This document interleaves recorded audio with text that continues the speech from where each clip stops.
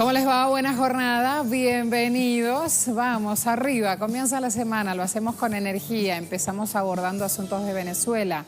Arranca campaña Yo no quiero ser víctima de desinformación mediática. Esta acción en redes alerta sobre los boicots que en el mundo hacen contra las elecciones del 20M en este país. Preguntamos, ¿sumaría su voto? Sí, para sumar verdad, o no, no creo en eso. Allí, primera opción para participar con nosotros en redes sociales. Luego, me esperan nuestros compañeros en corresponsalía. En Salvador, el Frente Farabundo Martí para la Liberación Nacional continúa con el diálogo de sus precandidatos presidenciales y la militancia. Hay primarias el 27 de mayo. En Brasil, Lula da Silva cumple hoy lunes, un mes detenido, primer mes como preso político. Ya vamos a ir con Adriana para que nos amplíe. Además, vamos a estar atentos a los hechos en Colombia, donde decimos, sigan por favor acá con los temas, a donde decimos la actualidad, el acontecer político de ese país y Joan Ortiz también desde Barcelona. Así las cosas, entonces me fui al Líbano, ahora sí, recién ahora.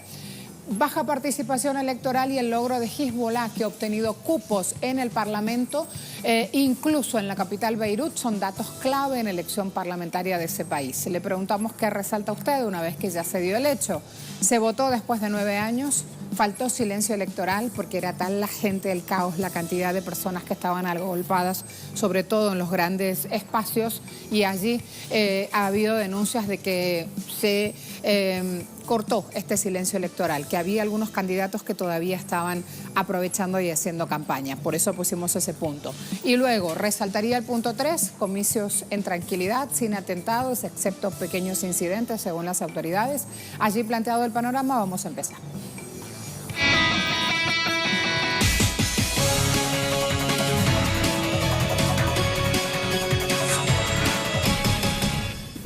Este 5 de mayo se hizo público un comunicado en el portal Medium llamado Venezuela ya no quiere ser víctima de desinformación mediática, el cual exige a la prensa internacional el derecho a una información equilibrada en las elecciones presidenciales a celebrarse este 20 de mayo.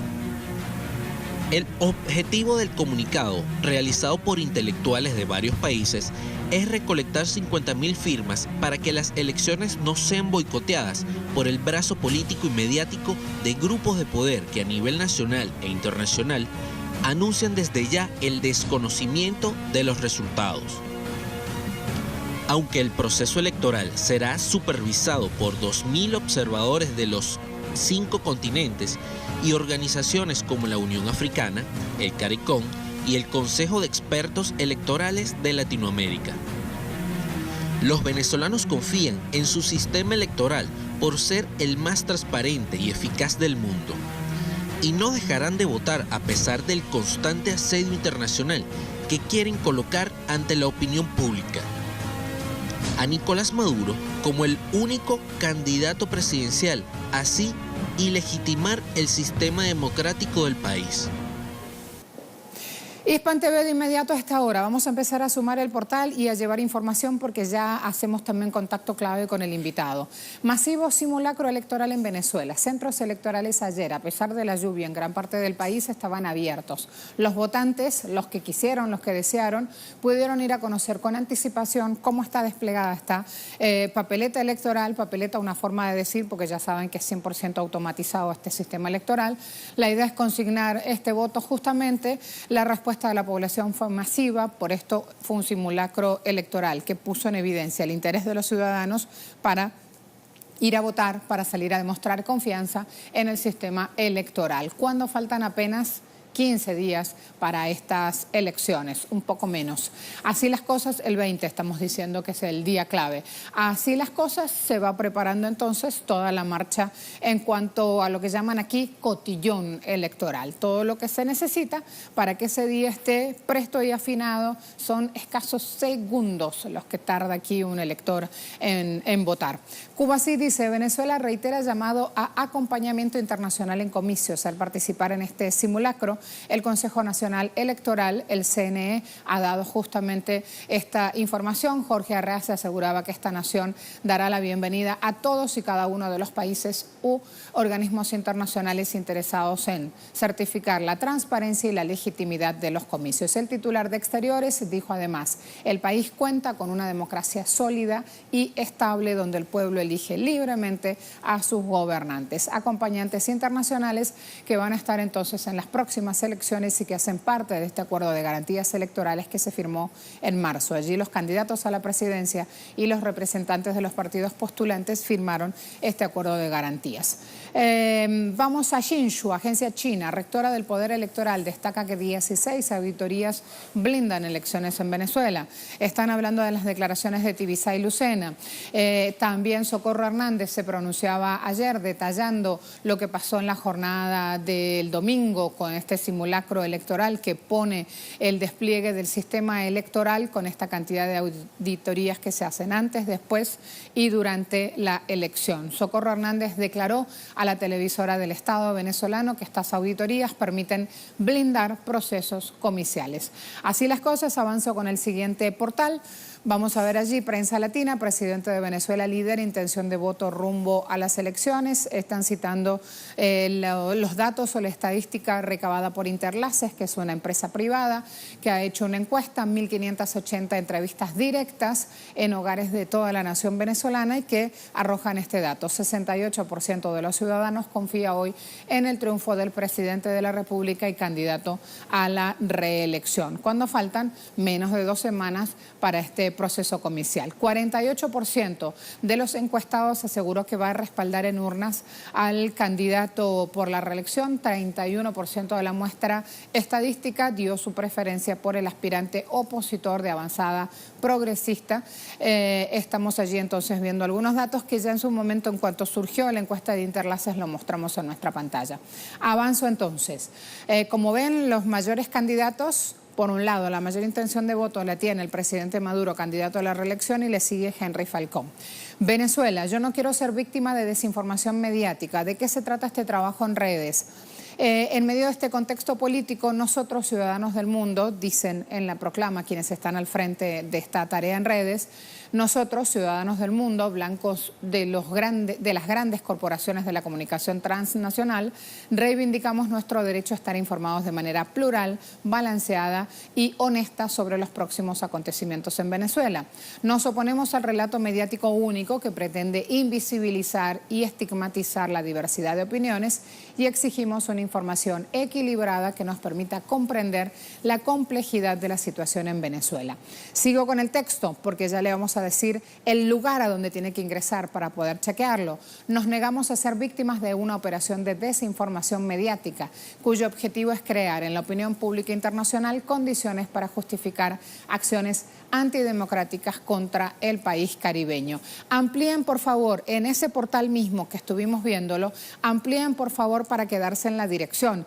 El sitio, finalmente, arriba, hay que ir al HTTP para mostrar el sitio a donde justamente van a buscar Medium para adherir, si lo desean, a esta campaña. Esto es sumamente importante. Siendo venezolano o extranjero, la idea, la consigna está lanzada al mundo, se puede participar aquí. Allí tienen las preguntas, es muy sencillo, es muy rápido y van a tener entonces mayor información sobre el tema en cuestión, sobre la campaña mundial justamente. El candidato a la reelección presidencial, Frente Amplio de la Patria, se llama toda esta coalición política, Nicolás Maduro, recalcó la constante intervención que hace la oposición buscando sabotear este proceso electoral. No es nueva esta cuestión, la oposición está peleando, está muy dividida. Hay muchos grupos de intereses que están enfrentados dentro de esa misma oposición. La mayoría de los líderes opositores están en el exterior y gastan desde allí miles de dólares en una corruptela nunca antes vista en la política venezolana. Nunca antes vista esta acción respaldada por esos números. Por allí viene la cuestión. Además, el presidente y candidato a la reelección realizó un llamado a votar en el marco de los ejercicios electorales. Nuestro mensaje es que estas son unas elecciones de paz, ha dicho el candidato a la reelección y presidente, Nicolás Maduro. Venezuela ensaya sus ejercicios de paz, que todos los venezolanos tenemos derecho y la oportunidad de ir a votar el 20 de mayo por el candidato de su preferencia. Así planteadas las cosas, vamos siguiendo el pulso justamente a estas elecciones presidenciales en la nación, que son vistas en todo el mundo con enorme atención. Esto hay que tenerlo claro.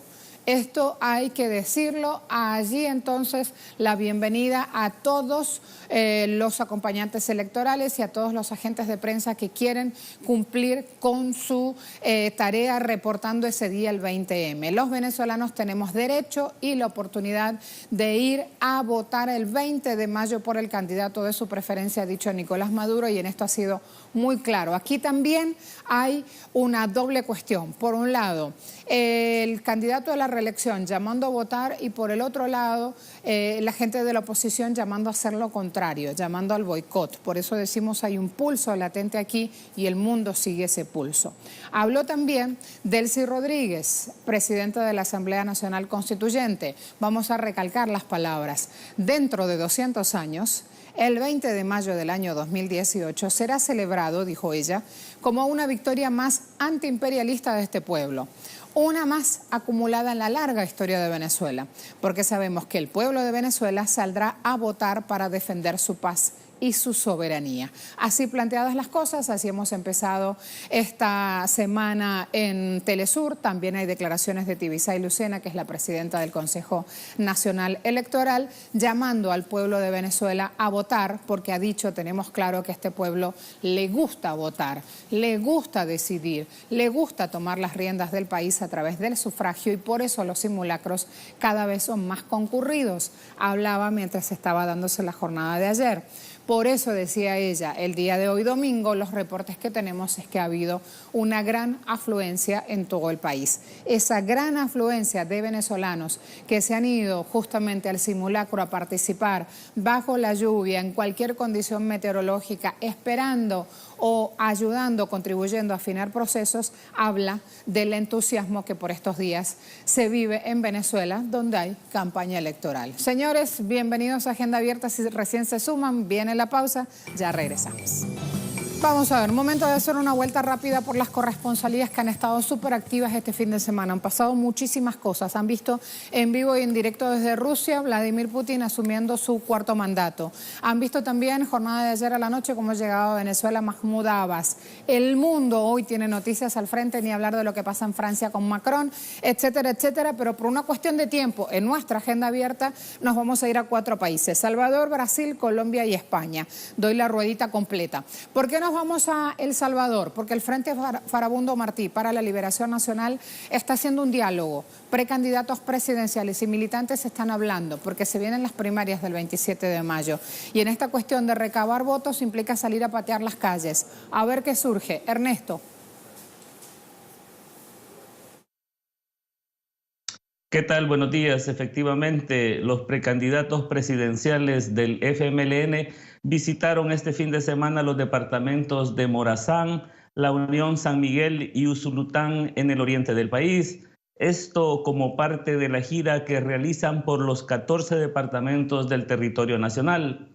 Uno de ellos, Hugo Martínez, que hasta hace unos pocos días se desempeñaba como canciller de El Salvador, entre sus propuestas plantea que van encaminadas a fortalecer el vínculo con la militancia, los simpatizantes y la población en general. Por el otro lado, el exministro de Obras Públicas, Gerson Martínez, manifestó que ha sido un funcionario de los gobiernos del FMLN mejor evaluados y que pondrá toda su capacidad para que sus propuestas sean en beneficio de las grandes mayorías. Los Martínez, como los empieza a identificar el pueblo salvadoreño por la coincidencia de sus apellidos, iniciaron hace 15 días en el occidente del país sus giras de acercamiento con los votantes. Hoy le tocó a Oriente y el próximo fin de semana le corresponderá a la zona central. Estos dos únicos precandidatos presidenciales del FMLN se enfrentarán el próximo 27 de mayo en las elecciones internas para elegir a quien será el representante del FMLN para las elecciones presidenciales del próximo febrero del año 2019. Este es mi reporte. Paso contigo al estudio. Muchas gracias, Ernesto. Me voy de inmediato con Adriana Robreño. Un mes preso, Lula da Silva, un preso político que cumple un mes, Brasil. Adelante. Hola, un saludo para ti, para toda la audiencia. Este 7 de mayo se cumple exactamente un mes que el expresidente Luis Ignacio Lula da Silva está detenido, a pesar de no existir pruebas de crimen en la superintendencia de la Policía Federal en Curitiba. Lo que más ha marcado los últimos días aquí en Brasil ha sido la resistencia del pueblo brasileño para defender a quien consideran que es la única persona que puede resolver los problemas que han surgido en Brasil tras el golpe que se dio a la presidenta legítima Dilma Rousseff. Es por eso que se instaló el campamento Lula Libre, que incluso fue atacado a tiros. También se realizó por primera vez en 35 años un 1 de mayo unificado de 7 centrales sindicales para exigir la libertad del expresidente brasileño. Ha habido también una campaña internacional de apoyo al exmandatario en diferentes lugares del mundo. Se han realizado actos. La presidenta legítima de Brasil, Dilma Rousseff, está realizando conferencias en diferentes países y ha denunciado que Lula es un preso político, que el objetivo de esa prisión es impedirle ser candidato a la presidencia, porque saben que es muy probable que sea electo por el pueblo brasileño. Y para recordar este mes en que Lula ha sido injustamente encarcelado, los brasileños en diferentes estados del país realizarán actos. El más significativo debe ser el que se realice en San Bernardo do Campo, en el sindicato de los metalúrgicos de allí de Sao Paulo, donde el lugar donde Lula resistió las últimas horas antes de ir preso, y es allí donde se debe realizar el acto principal este 7 de mayo. La resistencia del pueblo brasileño continúa en apoyo a su presidente, bueno, a quien ellos quieren que sea su presidente, porque según las encuestas él continúa, a pesar de estar preso, liderando las intenciones de votos. También hay que decir algo importante, y es que el Supremo Tribunal Federal está juzgando desde el viernes, está juzgando de forma virtual las apelaciones que realizó la defensa del expresidente Lula, y la expectativa es que los resultados de ese juicio virtual se den a conocer esta semana. Por tanto, hay mucha expectativa porque la defensa del expresidente pide que Lula sea liberado de forma inmediata. Hay que esperar a ver qué resultado tiene el Supremo Tribunal Federal. Gracias, Adriana. De inmediato, y ya nos espera nuestro invitado para abordar otros temas. De inmediato, no quiero cortar los contactos con corresponsalía. Nos vamos a Colombia, que también está a 3 semanas de elecciones presidenciales. Adelante, compañera.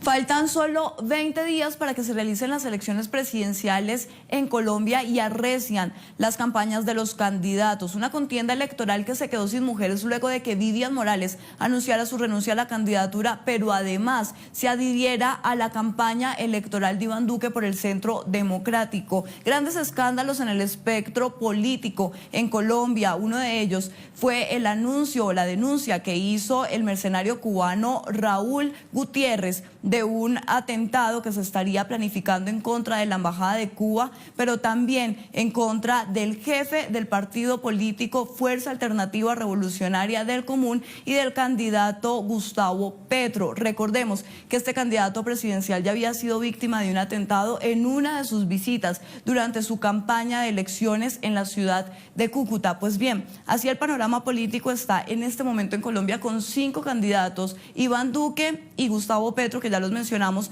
pero también Sergio Fajardo, el ex vicepresidente de Colombia, Germán Vargas Lleras, y el ex jefe negociador entre el gobierno y las FARC, Humberto de la Calle. Alguno de ellos deberá asumir dos de los grandes retos en Colombia que además fueron noticia el pasado fin de semana. Uno de ellos serían los diálogos entre el gobierno nacional y el Ejército de Liberación Nacional, que además recordemos que el pasado sábado anunciaron que trasladarán su mesa de Quito, Ecuador, a La Habana, Cuba, y allí reanudarán el quinto ciclo de diálogos. El segundo de ellos será la implementación del acuerdo de paz. Esto también después de que el pasado fin de semana se realizara en Cartagena un encuentro con la Comisión de Seguimiento, Impulso y Verificación de la implementación del acuerdo de paz. Varios llamados quedaron tras esta reunión para que el Estado y el gobierno colombiano siga trabajando por la implementación del acuerdo de paz. Pues bien, será el 27 de mayo el día que se defina quién será el nuevo presidente de Colombia o quiénes serían los dos candidatos que pasarían a la segunda vuelta. Muchas gracias, Paola. Allí clima electoral de este lado. Si hay investidura o no, lo vamos a ver en el transcurso de este día. A lo mejor Cataluña parece que se acerca a la formación de un gobierno. Joan, ¿es así?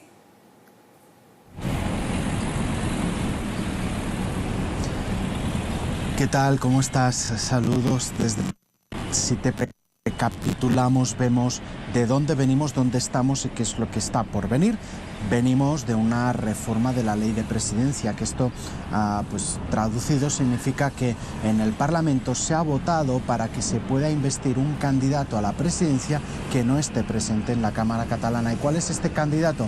Realmente el único que hay. Carles Puigdemont obviamente no se encuentra en España. Si estuviera en España, pues sería puesto de inmediato entre rejas en la prisión. Se reformó esta ley de la presidencia, ahora ya se puede investir a un presidente en la distancia, pero eso va a durar poco porque justo después de que se aprobara esta medida en la Cámara catalana de forma democrática y por mayoría absoluta, el gobierno español ya inició los trámites para que quede sin efecto esta reforma de la ley, para suspenderla, de hecho, algo que hará a través del Constitucional, del Tribunal Constitucional, y se prevé que esto suceda, si no hoy, en las próximas horas.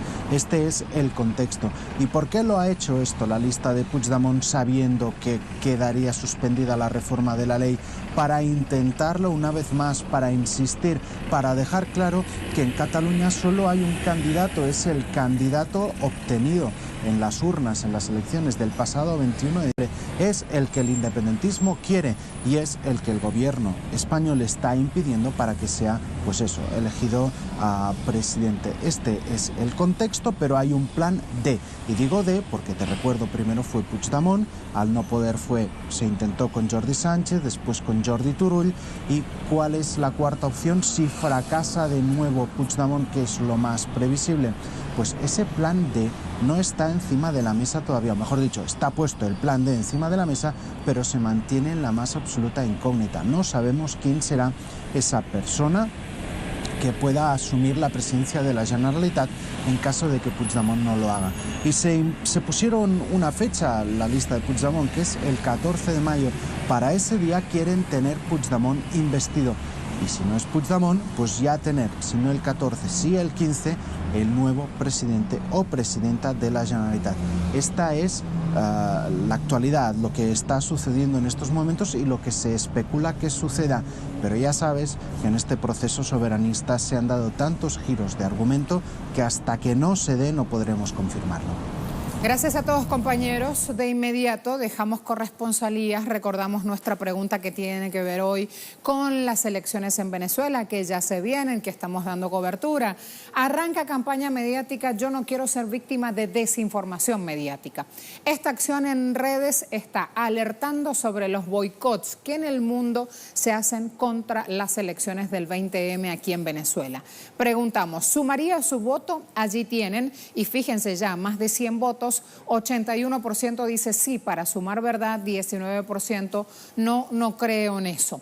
Al frente de esta tarea en redes está Romain Migus, que es escritor y que es sociólogo, es francés. Lo hemos invitado y hasta ahora ya está presto para atendernos y ampliar un poco más la importancia de hablar de esta cuestión a través de redes y diciendo además claramente: no quiero ser víctima de desinformación mediática. Vamos con Román, así le damos la bienvenida y lo sumamos. ¿Cómo te va? ¿Cómo estás, compañero? Hola Marcela, ¿cómo estás? Gracias por la invitación. Un saludo a todos los televidentes de Telesur. Gracias a ti por atendernos. Mientras abordamos eso, fíjate qué rápido viene todo. Sistema electoral está fino, dice Últimas Noticias. Ayer se hicieron las pruebas técnicas, se hizo el simulacro electoral, la participación, aunque llovía, Román, aquí fue enorme, allí lo van a tener. Sistema electoral está fino, lo estamos poniendo en pantalla mientras te vemos a ti. Aprovecho y muestro otro más, cortito. Participación popular desbordó el ensayo electoral. Así lo tienen. Correo del Orinoco, otro medio de comunicación venezolano. Lo ven allí afinado. En los medios de la derecha de Román, nada. Es como si no existiera el simulacro, como si no se preparara la maquinaria electoral para el 20M en este país. Empecemos desde el inicio, desde el origen. ¿Por qué la importancia de la campaña y cómo se les ocurrió? Bueno, lo que acabas de decir es muy revelador, ¿no? Porque a nivel internacional los medios de comunicación dominantes, las grandes corporaciones mediáticas, han empezado a crear matrices negativas sobre este proceso electoral. Si tú abres un periódico, ves la televisión en Europa, en Estados Unidos, en América Latina también, vas a enterarte que el presidente Nicolás Maduro se presenta solo, que no hay contrincante y que no hay garantía del sistema electoral. Entonces están preparando el terreno a la acción política de algunos gobiernos de no reconocer esta elección legal y legítima. Por lo tanto, muchos ciudadanos, personalidades, algunos, querían mostrar su preocupación porque nos aterroriza un poco que se está preparando mediáticamente un terreno para cualquier tipo de jugada antidemocrática contra Venezuela. Entonces ya lanzamos esta petición para presionar a los medios de comunicación y exigir una cobertura equilibrada, balanceada, plural, veraz de los acontecimientos electorales en Venezuela, los próximos acontecimientos electorales en Venezuela. Y ha funcionado porque, como puedes ver, en los primeros firmantes está el Premio Nobel de la Paz Adolfo Pérez Esquivel, está el escritor Ignacio Ramonet, está Joao Stedil, el coordinador del Movimiento de Trabajador Rural Sin Tierras en Brasil, Mark Weisbrot, un gran economista de Estados Unidos, Jacques Sapir, un gran economista francés, y mucho más que han firmado, sin hablar de la cantidad de firmas de ciudadanos de todo el mundo que se han juntado a esta campaña. Y en esa cantidad de nombres y en esa profusión de ideas también aparecen nuevas líneas para debatir justamente. Estoy hablando de el mundo que debate sobre Venezuela, no sobre terror interno, que estamos viendo que aquí la cuestión es otra. Aquí lo que está recibiendo el ciudadano venezolano es, por un lado, el candidato a la reelección y actual presidente diciendo: salgan a votar. Esta es la instancia que todos los venezolanos necesitamos para dirimir nuestras diferencias y labrar nuestro futuro. Y por otro lado, los candidatos opositores que salen justamente a decir: absténganse de votar, tenemos que lograr una victoria. Como ves, tierra para adentro, el simulacro, digamos, al terminar siendo exitoso, ya da un margen de alta participación popular. Pero en el mundo nada de esto, como estamos hablando, se conoce. Así que allí la importancia de estas líneas que Medium va aportando. Nosotros desde aquí hemos replicado también, hemos mostrado este sitio, hemos mostrado las firmas que mencionabas. Hablamos de miles de candidatos que en el mundo están hoy en día en campañas políticas y vemos que inclusive toman las ideas sin decir que las ideas parten desde el pueblo venezolano, sobre todo con esta participación y con esta decisión de empoderar la clase popular. Hablábamos de Marx ayer también, Día Mundial de Recordación y de Conmemoración, y creo que hay mucho para decir de estas líneas de trabajo y de este debate, teniendo en cuenta justamente ese socialismo donde buscamos que todos estemos incluidos, Román. Sí, pero tú estás hablando que en Venezuela había dos puntos de vista en el juego mediático. Por lo menos tienen estos dos puntos de vista en Venezuela. en el mundo, la gran mayoría de los medios de comunicación solo resaltan uno, es decir, el punto de vista de la franja más extremista de la derecha venezolana, no la que se suma a este proceso electoral. Es decir, que esta elección no es legítima y por eso, como te estaba diciendo, nos oponemos a este relato mediático único en el mundo que estigmatiza la elección en Venezuela y además que utiliza este proceso electoral en Venezuela para luego transformarlo en un hecho noticioso para acusar a unos partidos o sindicatos o movimientos sociales en su país de sumarse a una dictadura o lo que ellos mismos, a las mentiras que ellos mismos han construido.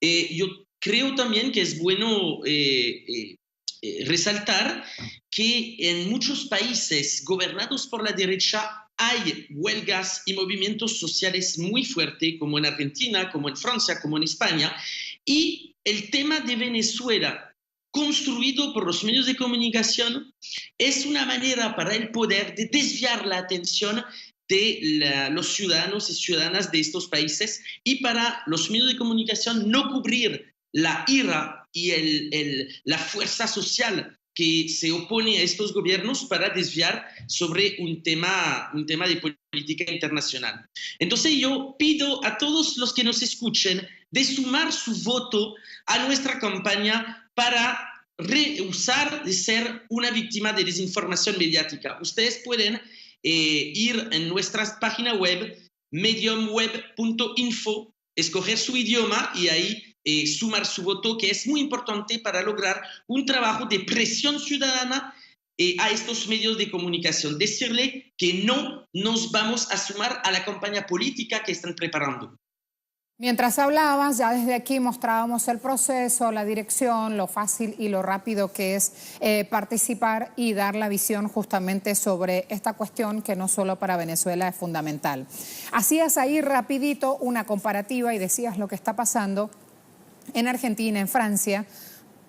De hecho, yo como era ciudadano francés, alegaba también lo que se busca en esta nación para contrastar justamente con lo que está pasando en Francia y en otros países donde el marco de normalidad jurídica indica una cosa y la calle indica otra.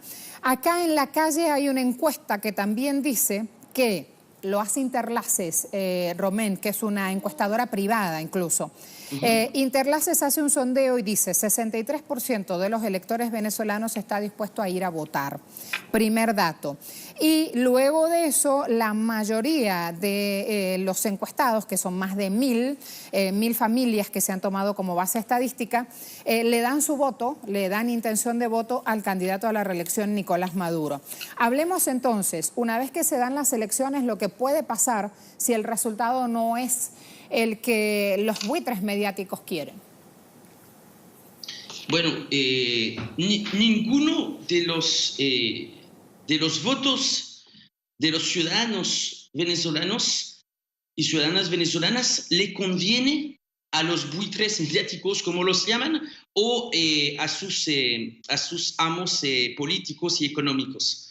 Es decir, que incluso si gana el candidato o uno de los candidatos de la oposición, ya el sistema mediático está preparado para decir que esta elección fue ilegal y rechazar el ganador cualquier que sea. Entonces es muy importante saber eso porque están preparando el terreno, están trabajando la opinión pública internacional a aceptar cualquier tipo de jugada antidemocrática luego de la elección. Es decir, están construyendo las mentes o creando un choque emocional para que no se muestre ningún tipo de solidaridad o ninguna muestra de solidaridad activa luego de la elección en Venezuela. Es muy grave, están obviamente saliendo, los medios de comunicación están saliendo de su papel de informar para adoptar una línea política extremista y sumamente antidemocrática. Gracias, Romén, por este tiempo compartido. Muchas gracias, no olviden firmar esta petición. Ya vamos con la invitación también a nuestra pregunta en Twitter, así la replicamos. Para entender todo esto que estamos hablando y sobre todo esa última frase que abordaba Romén, fíjense esta declaración, Estados Unidos. Venezuela rechaza declaraciones del secretario de Estado de ese país. En un comunicado, el gobierno nacional venezolano rechazó afirmaciones de Mike Pompeo, dijo que demuestra este hombre falsa preocupación por el país. Así declaró todo. En Venezuela, mientras tanto, decimos, relacionado justamente aquí abajo está el titular. Ahí estamos. En Venezuela, mientras tanto, decimos, en Twitter hay una opción. Usted puede dar su opinión, debatir, participar. Arrancó una campaña, yo no quiero ser víctima de desinformación mediática, una acción en redes que ponen alerta sobre estos boicots que desde distintos lugares del mundo se está haciendo o se están haciendo contra las elecciones del 20M aquí. ¿Sumarían su voto? 81% dice sí, para sumar verdad. 19% dice no, no creo en eso. Pausa rápida. Ya volvemos.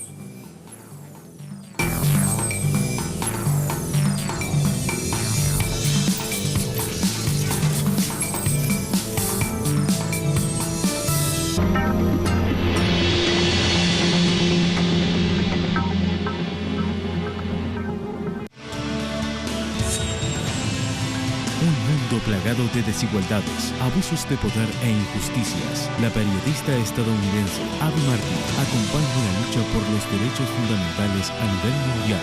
Adéntrate en la búsqueda de los archivos que develan las estrategias imperiales a través de nuestra pantalla y plataforma web en inglés. The Empire Files con Abby Martin. Lunes. Solo por Telesur.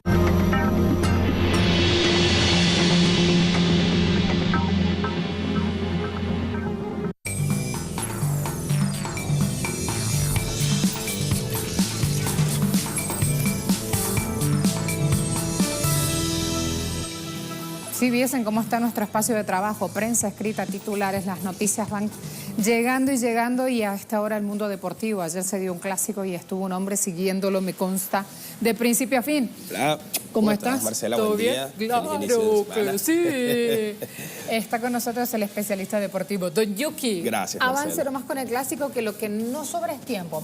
Exacto. ¿Sí? Bueno, vamos rápidamente a hablar precisamente del fútbol, de acciones de este clásico de la Liga Española. Y antes del duelo entre el Barcelona y el Real Madrid este domingo, todo el mundo tildaba el duelo como descafeinado, con el Barcelona ya proclamado campeón de la Liga y el Real Madrid con la mente puesta en la final de la Champions, y todo hacía pensar que este clásico iba a ser intrascendente y poco recordado, pero nada más lejos de esa realidad. Allí el partido fue un duelo trepidante, intenso, disputado, pero sí hubo algo que falló en este duelo, fue el árbitro, el colegiado canario Hernández, cuya labor es pitar y pasar desapercibido, se convirtió, resulta que en el protagonista del choque por sus polémicas decisiones.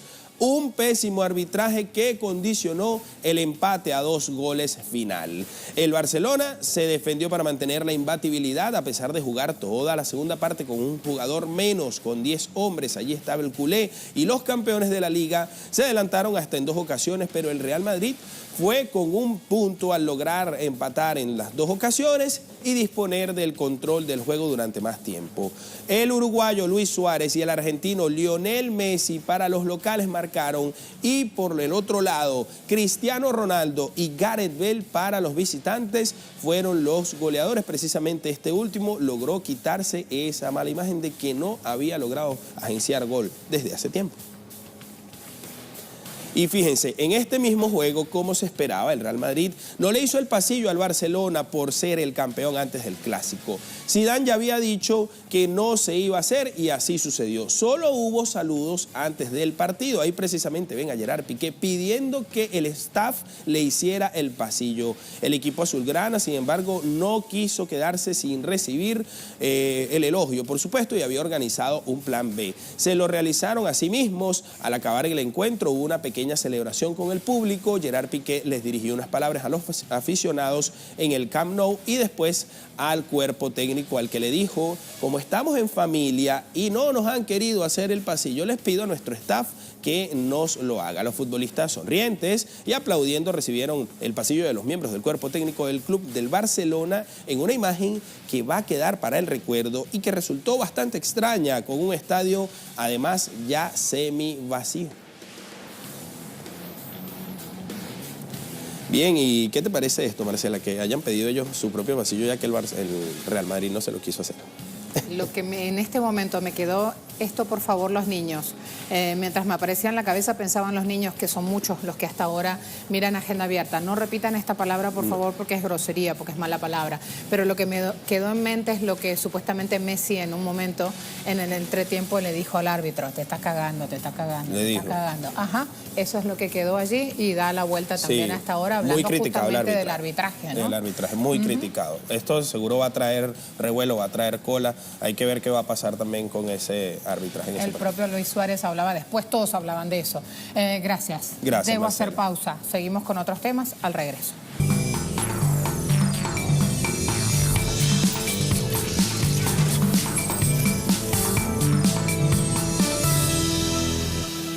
Líbano celebró elecciones parlamentarias tras 9 años, con una jornada marcada por las problemáticas con una nueva ley electoral y una sorpresiva baja participación, menor al 50%. Si bien aún no se han pronunciado los números definitivos, los informes preliminares y los resultados parciales indican que el movimiento Hezbollah consolida su control en el Congreso y con ella se consolida el apoyo al gobierno sirio de Bashar al-Assad. Como contraparte, el gran perdedor ha sido el sunita Saad Hariri, quien anunció su renuncia desde Arabia Saudita en noviembre de 2017 y amenazó seriamente la frágil estabilidad política de la Nación del Cedro. Asimismo, logró avanzar en la Cámara de Representantes la agrupación cristiana Corriente Patriótica Libre, liderada por el actual presidente Michel Aoun, quien podría desplazar en la alianza de gobierno al hasta ahora primer ministro del Líbano. El nuevo parlamento deberá conformar un gobierno capaz de afrontar el complejo mapa geopolítico, manejar las hostilidades israelíes, así como las influencias de Arabia Saudita e Irán, además de asumir las demandas económicas de las clases medias, la enorme deuda externa arrastrada y las dificultades alrededor de la migración. Líbano tiene una población de 6 millones de habitantes, de los cuales más de 1,5 millones son refugiados sirios. Al-Mayadeen está ahora sumando información, un medio de comunicación que indica: libaneses esperan resultados de las primeras elecciones parlamentarias de acuerdo con la ley proporcional. Escrutinio para estas elecciones sigue entonces después de que en la jornada de ayer los ciudadanos fueron a las urnas. Allí tienen algunas de las cuestiones y temáticas que va mostrando Al-Mayadeen mientras llegan las noticias con el anuncio oficial de los ganadores. Avanzamos entonces, vamos a ver Prensa Latina. Jefe del Parlamento libanés exhorta a agilizar formación del gobierno. Ya me espera Galeb Moussa, ya vamos a ver por qué se exhorta a agilizar justamente esta acción. El presidente del Parlamento, Nabih Berri, Hezbollah, exhortó a agilizar la formación de gobierno luego de estas elecciones para evitar, dice él, el derroche. Avanzo con un portal más, Europa Press. Hezbollah y sus aliados lograrían más de la mitad de los escaños en los comicios según resultados provisionales. Formación chiita se estaría con 67 escaños. El partido de Hariri sería fuerza suní con más escaños. Hezbollah y sus aliados lograrían más de la mitad de los escaños según resultados provisionales. El partido milicia chií libanés, Hezbollah, y sus aliados van a conseguir más de la mitad de los 128 escaños. Me voy aquí a acotar datos que son importantes de revisar cuando hablamos de estas elecciones parlamentarias. Vámonos rapidito para que me dé tiempo de hablar de la cuestión. Esto no lo vamos a poder mostrar porque tiene una información allí que está mal escrita. Musulmanes, debía decir. Composición de esta composición sectaria poblacional internacional era importante mostrar para ver justamente la cantidad de musulmanes y de cristianos que están haciendo vida en este país. Vamos a mostrar el siguiente trabajo para luego ir al análisis. Nos salimos entonces de este espacio para ir a hablar de otra cuestión que es muy importante y es la convivencia justamente entre las distintas religiones en el país. Y esto está interpretado en la propia Constitución.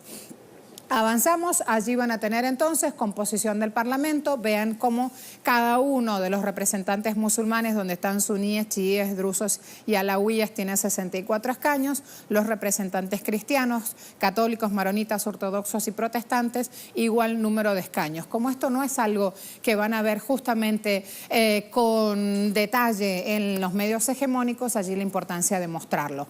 Me voy hasta ahora con Galeb Musa, nuestro invitado. Galeb, bienvenido. ¿Cómo te va? Buenos días, Marcela, ¿cómo estás tú? Yo muy contento por estas elecciones que se han celebrado en Líbano el día de ayer. Me imagino, sobre todo porque se votó en paz y tranquilidad, algo que resaltamos. Pero ¿qué otro extra le pondrías, Galeb, en este primer análisis que haces? Y el otro extra que le pondría fue que esta elección representó una enorme victoria para el partido Hezbollah, como nunca antes ha tenido victoria en las elecciones. Ha arrasado en los distritos donde ha tenido candidato. Por ejemplo, en el sur del Líbano, de los 18 escaños, se ha llevado los 18 escaños, junto con el movimiento Amal, con quien fueron en conjunto en la lista, ¿verdad? En la lista electoral. Es una elección muy particular porque se han establecido alianzas muy heterogéneas. En algunos distritos había alianzas y en otros competían. En definitiva, el resultado de esta elección es que el movimiento del futuro del primer ministro Saad Hariri ha retrocedido muchísimo y ha perdido no solo escaños, sino también muchísimo dinero que repartía a los votantes para emitir su voto a favor de su partido. ¿Y ahora qué hacemos? Dirán los medios, sobre todo internacionales, que son los hegemónicos y que tienen otros amos que no son precisamente los libaneses, a la hora de hablar del triunfo de Hezbollah, que estoy revisando aquí, tiene cupos incluso en Beirut, lo decíamos en nuestra pregunta en Twitter. Habla justamente de una nueva fuerza irrumpiendo allí en un momento donde estos mismos medios dicen la baja participación es lo que resalta, los libaneses están en un panorama de incertidumbre, no quieren participar, descreen de sus instituciones. Eso no es totalmente cierto. Aquí la novedad se ha producido en Beirut, precisamente porque en el sector musulmán Hariri de 11 escaños sacaba 11 escaños, esta vez sacó 5, 4 quedaron para Hezbollah, y ahí se nota la gran diferencia. No es que la gente sea de alguna manera desinteresada de los asuntos políticos del país, al contrario, el Líbano es un país muy politizado. Lo que ha reafirmado el pueblo con su voto es que quiere un discurso y una acción totalmente transparente y que alguien defienda al Líbano, que alguien diga yo voy a proteger al Líbano y que presente proyectos a futuro de crecimiento para el Líbano y no de estancamiento. No vamos a negar que hay representaciones de otros países por parte de grupos políticos. Hariri claramente representa los intereses de Arabia Saudita. Hezbollah ya se sabe que tiene su alianza con la República Islámica de Irán. En el trasfondo hay una pelea también allí, pero creo que ha resultado un ganador quien ha demostrado trabajar sinceramente por el Líbano, por una unidad libanesa y por defender al Líbano. Todavía hay medios que se atreven a llamar organización terrorista Hezbollah cuando está participando de comicios democráticos en el Líbano y encima es el vencedor, donde junto a sus aliados van a tener el control de la mayoría del Parlamento. Hay algo importante, año 2009, participación alcanzaba el 54% y también allí se llevaba gran cantidad de votos Hezbollah. Estoy siguiendo este crecimiento y hay que ver ahora. Cuando hablan de urgente ir a formar alianzas o coaliciones, ¿por qué es? ¿Qué está pasando allí con eso, Galeb? Porque a partir de diferentes sucesos que han ocurrido en Líbano, la guerra de julio del 2006, el magnicidio de Rafiq Hariri, el padre de Saad Hariri en 2005, la invasión, bueno, ya lo dijimos. Esto ha producido que en el Líbano la política tradicional, confesional, que se lleva adelante haya tenido un cambio y que haya producido un sistema, podríamos decirlo así, bipolar, de dos corrientes. Una es la corriente 14 de marzo, formada por el partido Hariri, por las fuerzas libanesas, por otros partidos también que adhieren a esta alianza, que siguen de alguna manera el proyecto norteamericano-israelí para la región. Y está el grupo 8 de marzo, formado por Hezbollah, por el partido Corriente Patriótica Libre del presidente Michel Aoun, por el partido Amal, por el partido Marada, que son nacionalistas, que quieren un Líbano único y libre para todos los libaneses. Bueno, fue esta propuesta la que ganó en estas elecciones y en las pasadas del 2009. Eso fue lo que se formó luego de la crisis que ha sufrido el Líbano respecto de la guerra del 2006 y del año anterior, del magnicidio de Rafiq Hariri.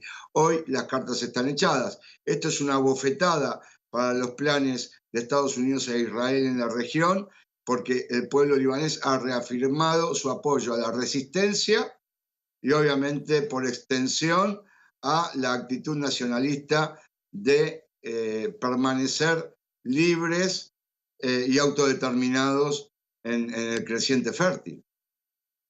Y como también estás en Argentina, creo que desde allí te enganchamos. ¿Es así? ¿Estás en Argentina? Me voy a despedir en Agenda Abierta. Me voy a ir en Agenda Abierta con el gran recuerdo a nuestra Evita. La tenés presente, un día como hoy nacía y nos traía a las mujeres del mundo la gran demostración de que se puede y de que vamos a salir adelante. Hasta luego, Galeb. Y hasta luego, Marcela. Te quería decir que Evita fue una gran inspiradora. Es así. No quería interrumpirte, pasó sin querer. Gracias, Galeb. Hasta luego. No, un abrazo. Preguntamos en Twitter, baja participación electoral, el logro de Hezbollah que ha obtenido cupos en el Parlamento, incluso en Beirut. Datos claves para una elección parlamentaria en Líbano. ¿Qué resalta usted? Es con lo primero que abrimos justamente con Galeb Moussa, nuestro invitado. 59% resaltó se votó después de 9 años, 5% dijo faltó silencio electoral, 36% resaltó que son comicios que se dieron sin atentados, sin grandes incidentes. Desde aquí entonces y con Evita en mi corazón, los despido. Me voy con Daniela, que ayer también estuvo de teatrera, cerrando el Festival Internacional de Teatro aquí en Caracas. Vamos a ver entonces con Dani. ¿Cómo está todo, Dani? Hola, Marce, ¿todo bien? Buenos días. ¿Cómo te fue ayer? ¿Cómo te sentiste? Muy bien, todo terminó muy bonito el festival. Qué bueno, trabaja teatro infantil, así que allí mi hijo de parabienes y muchos tuvieron esa enorme alegría con tu grupo en acción. Así es, Marce, para eso trabajamos. Felicidades, gracias. A todos una buena jornada, ya los veo. A todos ustedes, feliz día, feliz lunes, veamos titulares.